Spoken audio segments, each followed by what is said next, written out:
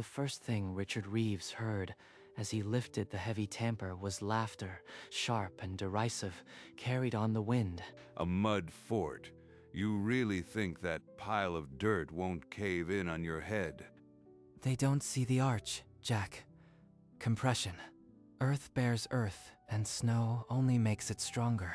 Every filled sack is a stone. Every course locks tighter. This dome won't break. It'll breathe. Overhead, the sky hardened into bruised iron. The first winter storm was pushing over the peaks, and it would be on them before dark. You'll freeze in that dirt hole before the first big drift. But go on, it's your grave to dig. Let them laugh. I've slept on frozen ground enough nights to know what a wall means. One more course, and it's sealed. Then the snow can do what it wants. The scornful laughter faded down the track.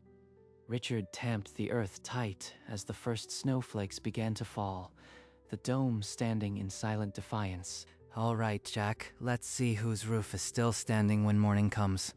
Richard struck a match inside the dome. The low curved walls caught the flame, and the space bloomed with an ancient warmth. The arch, Jack. Every bag presses soft. Snow can't push it apart. It just tightens the circle. They laughed, but I've slept where the wind cuts through chinked logs. This dirt, it doesn't whisper. Outside, the sky went black.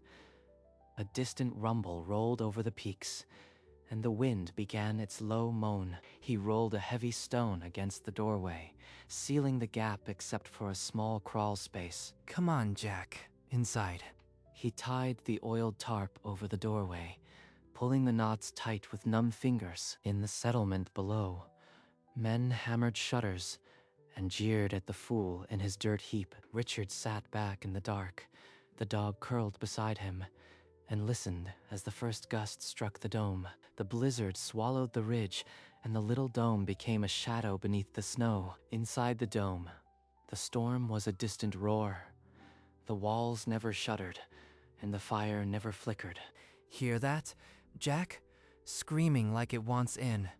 But dirt doesn't have a door. Outside, the night was chaos.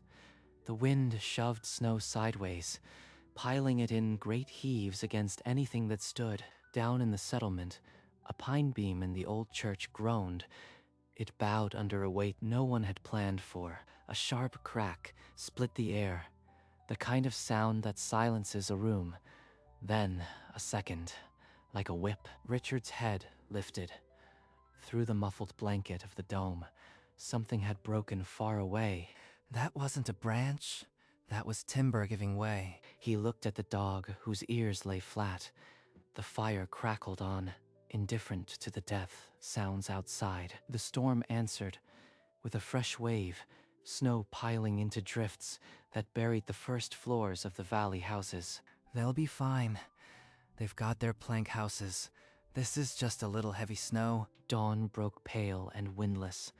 The storm had exhaled its fury, leaving the valley entombed in white silence. Richard clawed through the frozen drift, blocking the entrance, and crawled out into the blinding glare. Below, the world was broken. Roof lines sagged or had vanished entirely. Timbers jutted from the snow like snapped ribs. They called it a mud fort. But my hands built the only thing that didn't fall last night. Stephen Holt picked his way through the wreckage of his shop, saw the dome on the ridge, and stopped as if struck. Reeves, your dirt pile, it's still standing. Compression, Stephen. The snow tries to crush it, but the arch just gets tighter. My roof caved in. The church, half the town. But your mud, I don't understand how. Richard looked past him at the dome, a perfect white mound, smoke curling lazily from its chimney. The blizzard had tested every structure in the county. Only one had passed, a shelter made of dirt and feed sacks. Let me inside, Reeves. I got to see why that dirt pile didn't buckle. Richard lifted the frozen tarp. Stephen crawled inside and stopped, struck dumb by the heat that wrapped around him. It's like a bread oven in here. How? He pressed his palm to the curved wall. The earth was dry, warm, radiating like sun-baked stone. Thermal mass. The dirt soaks heat all day, gives it back slow. 8 inches of earth holds 12 hours of warmth. Outside, the wind slammed the ridge again. A distant groan rose and fell. Then a sharper sound. Timber splintering. The groan became a roar as a roof collapsed. A woman's scream cut through the gale. Then a child's cry. That's the Jenkins homestead. They got young ones. You can't go back out. That wind'll strip the skin off you. I've got a rope and walls that don't fall. I'm going. He wrapped the rope twice around his waist, fed it through a stone anchor, and pushed out into the white wall of wind. The gale hit like a sled. Every step he drove his boot sideways against the slope and pulled the rope hand over hand. Snow scoured his face into a mask of ice. He could see nothing but the taut line quivering ahead. The wreck of the Jenkins cabin rose out of the swirl like a broken tooth, the screams louder now. Inside, a heavy pine beam pinned Henry across the chest.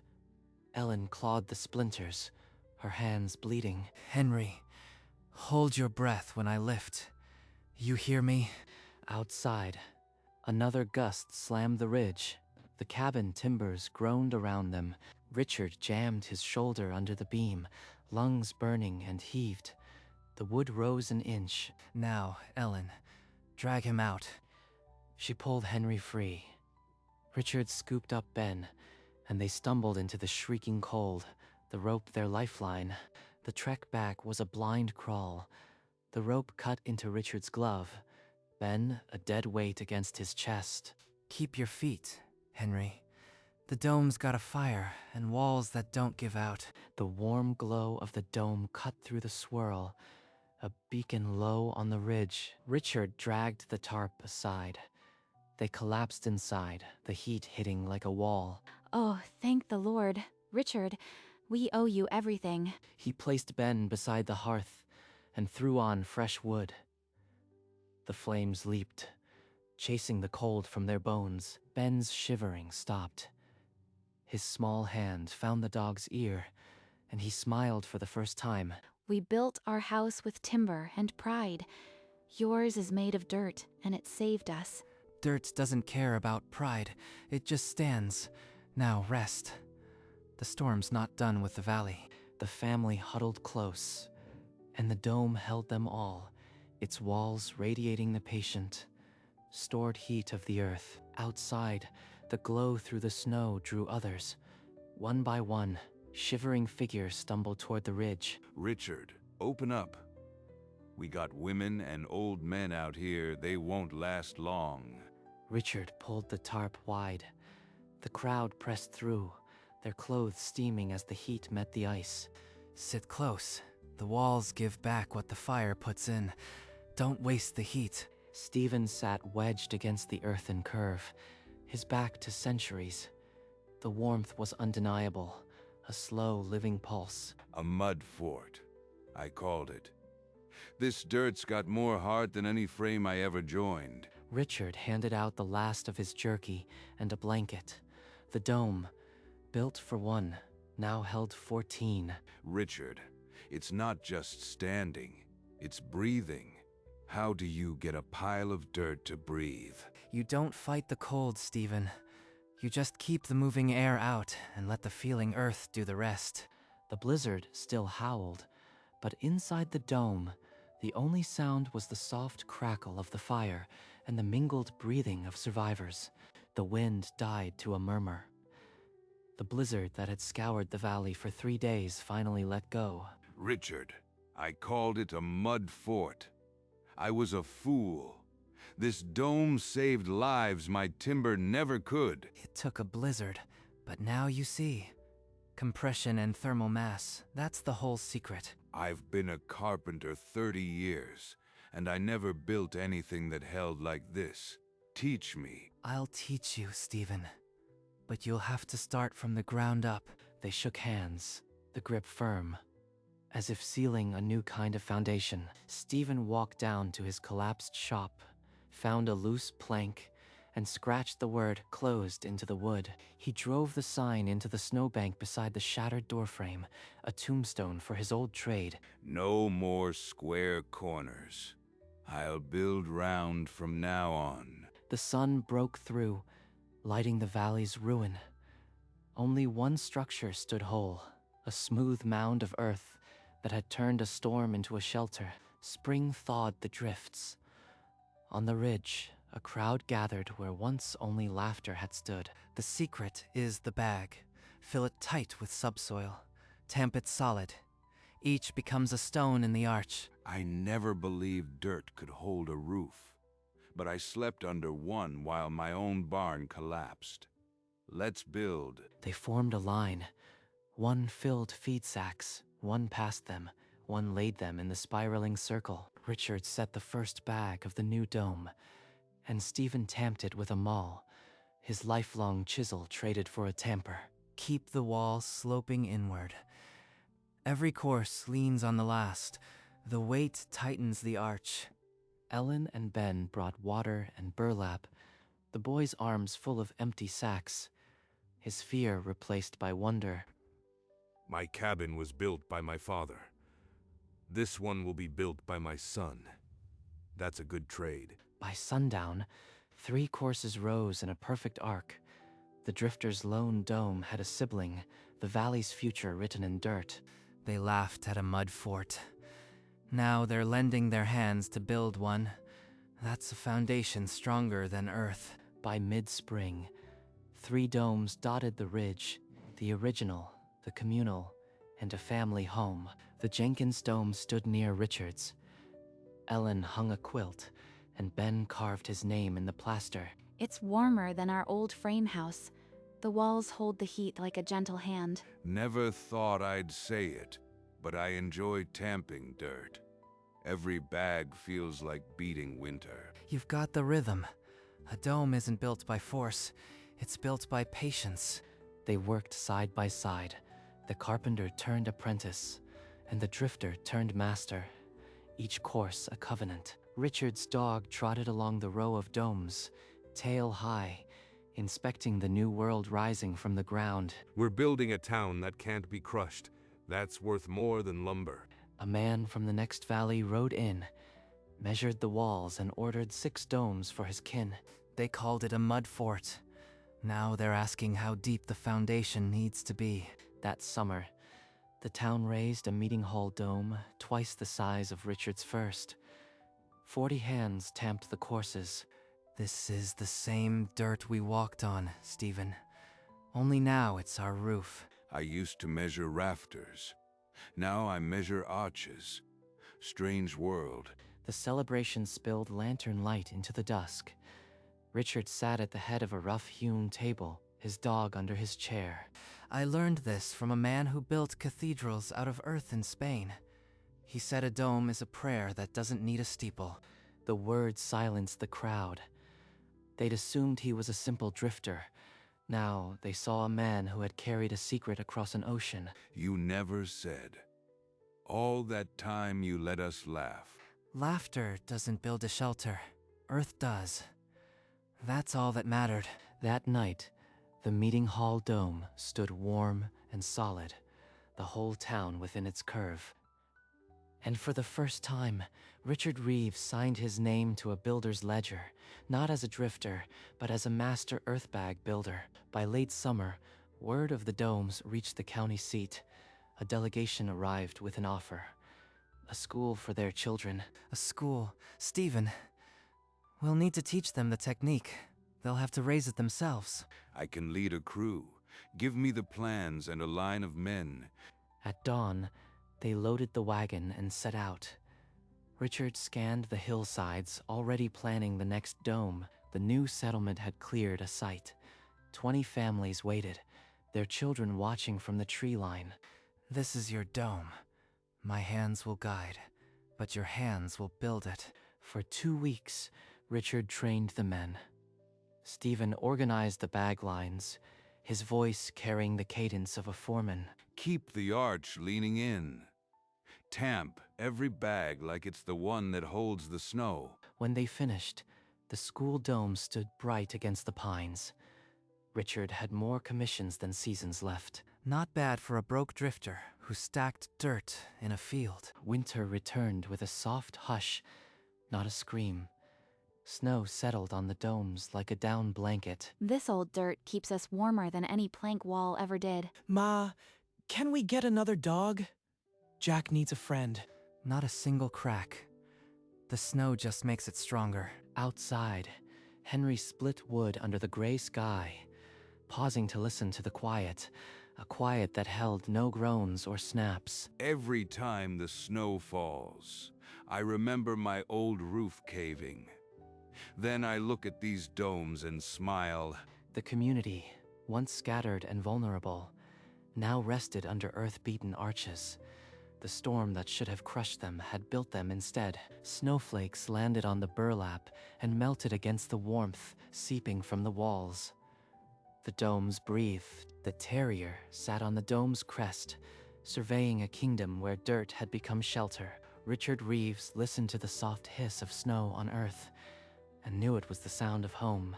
They stood before the first dome, the original, now weathered but adamant against the snow. I called it a child's mud fort. Those words would choke me now if I could still say them. You weren't alone. Every voice in the valley laughed. Now they ask me to build their homes. The same dirt-filled sacks that were mocked had become the blueprint for a dozen new homes. That night, the domes glowed like lanterns, warm hearths that no blizzard could extinguish. They laughed when I stacked dirt. Now the dirt stacks itself, and it keeps everyone warm. You could have made us all fools. Instead, you gave us a roof we can trust. I was too broke for lumber. That dirt was all I had. Turns out it was enough. The blizzard that crushed pitched roofs had only polished the domes, sealing them tighter under pressure. And when history recorded the storm, it remembered the drifter who built a fortress from feed sacks and subsoil. Dusk settled over the valley, and one by one, the windows of the earthbag domes woke with light. A family's laughter carried across the snow. Ellen's voice, then Ben's high giggle. Smoke curled from every chimney, thin lines writing the story of warm hearths against the cold. No soul stirred outside.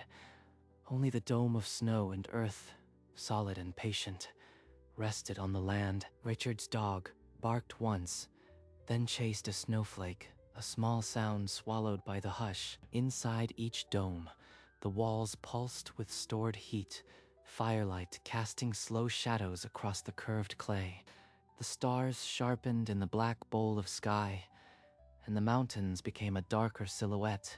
It was a landscape no longer afraid of winter, a community that had learned to wait for the snow. And in that perfect quiet, the domes seemed less like shelters and more like the earth itself, risen up to hold its children. The night deepened, and the valley, wrapped in white, exhaled a long, steady breath. A lone snowflake drifted against the outer wall. It melted before it could settle, consumed by the heat radiating from the packed earth. Another flake, then another, each one vanishing on contact. The dome drinking the cold. Inside, a small hand traced a finger along the spiral seam, following the curve from floor to ceiling. The plaster was warm, as if the wall itself were alive. A log shifted in the hearth, sending up a shower of sparks.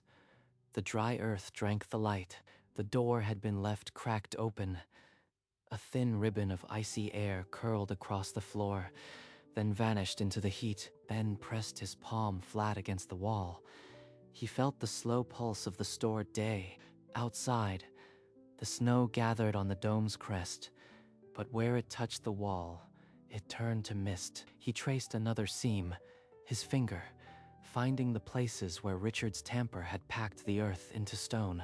The fire settled into coals, and the room held its warmth like a promise. In his own dome, Stephen Holt sat by the fire, a block of pine and a knife in his hands. The shavings curled and fell, revealing a small wooden horse, a gift for Ben. Never made a child a toy before. Always houses, never a home. The dome held its warmth around him. No draft, no groan, only the steady hiss of snow on the roof. Outside the window, the ridge where his old shop had stood was a smooth white mound. The sign he'd hammered was buried now. He had not looked that way in weeks. When he did, he felt no grief, only the quiet acknowledgement of a life left behind. He sat again and resumed his whittling, the knife peeling thin curls into the firelight. A horse from a man who once built only boxes. Fitting, I'd say. He placed the toy on the shelf beside a wooden bowl he'd carved last month. Stretching his legs toward the hearth, Stephen listened to the snow. And for the first time in 30 years, he had nothing to rebuild. Late afternoon sun caught the dust as Richard Reeves and Ben tamped a new course on the schoolhouse dome. The boy had grown into the work. Do they still laugh, Richard? At the mud forts? Richard chuckled, the sound low and easy. Not anymore. He dropped the tamper, the dirt settling with a solid thud.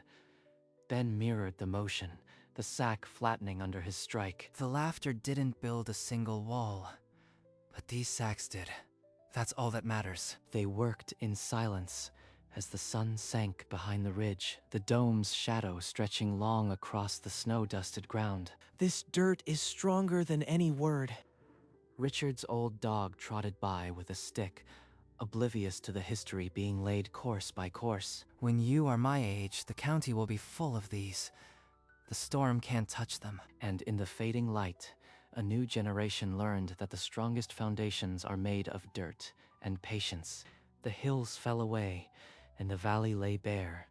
A quiet map of white and gray. A dozen domes rose from the snow, their chimneys breathing thin ribbons of smoke that tangled with the clouds. The smoke climbed straight, unwavering, as if the earth itself were at peace. At the center stood the original dome, weathered and dark against the snow, the one that had been called a mud fort. A faint bark drifted up from the valley floor. The same terrier, small and defiant. The sound traveled across the white silence and vanished, swallowed by the hush. Nothing moved but the smoke. Nothing threatened but memory. The blizzard that had crushed a county had become the builder of a town.